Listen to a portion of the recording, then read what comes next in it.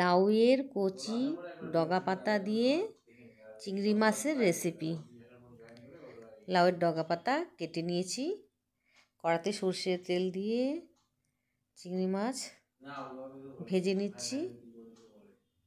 ফোড়নে দিয়ে দিলাম শুকনো লঙ্কা, তেজপাতা, জিরে। হয়ে গেছে। সেদ্ধ করা আলু ডাঁটিগুলো দিয়ে দিলাম, নুন, হলুদ, কাঁচা লঙ্কা বাটা কষিয়ে নিয়েছি। কচি ডগাগুলো দিয়ে দিলাম, পাতাগুলো দিয়ে আরেকটু কষিয়ে নেব। কষানো হয়ে গেছে, সেদ্ধ হয়ে গেছে।